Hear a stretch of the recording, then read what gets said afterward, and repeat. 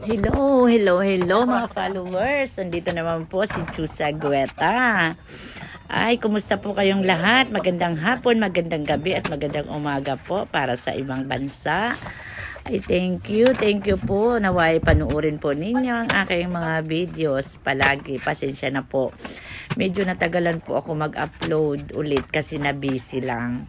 Ito nga po pala ay yung nakaraang buwan pa po itong video, hindi ko lang po na voice over to, hindi ko na edit, kaya ayan, ngayon ko lang po ito nagawa.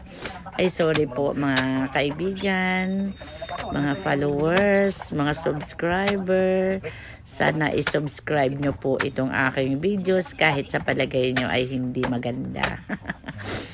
Ay ito nga po pala ay kakabitan ng kapis. Para sa hindi pa po marunong, hindi pa po nakakaalam, kakabitan po ito guys ng kapis. Ito po ay mga kahoy. Kung tawagin po ay MDF. Hindi po itong purong kahoy. Hindi po kasi ito pwedeng mabasa. Didikitan lang po ito ng kapis. Ayan. Ayan. Yung mga ano nga po pala ito, mga bagong dating nagawa. Kaya sinasalansan po namin kasi medyo masikip po. Ayan, ito po ay mga gawa po. Galing po ito ng sa suki namin sa Bulacan. Magdi-deliver po kami ngayon. Nandyan po ang mga deliveries namin. At mayroon din po silang dalang gawa na bagong gagawin po. Ayan. Yan naman po ay kagandahan sa suki namin sa Bulacan.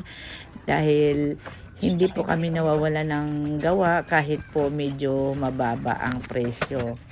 Kaya tiis-tiis lang po muna kami dahil medyo mababa po talaga ang presyo nila.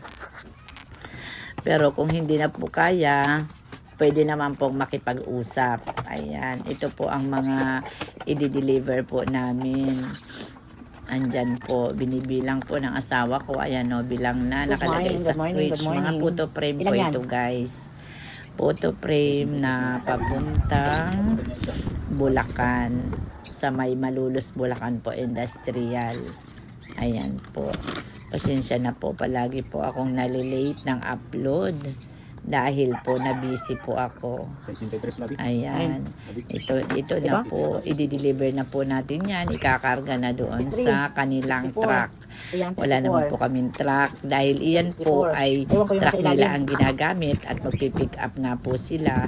Kapag nag-pick up po sila, may dala din pong gawa para hindi sayang ang kanilang biyahe. At saka marami din naman pong mga supplier na kukuhaan nila ng gawa dito. Hindi lang naman po sa amin. Ayan guys, maraming salamat. Naway i-like nyo, i-subscribe nyo po ang aking mga videos. Iyan lang po ang hinihiling ko. I-like lang, i-subscribe para magkaroon po ng subscriber. Wala namang pang bayad dyan. Pipindutin lang po ang subscribe. Ayan.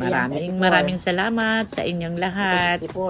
Sa pagsubaybay nyo. Kahit po kukunti lang kayo, okay lang po. Dadami din po ito. Thank you for watching.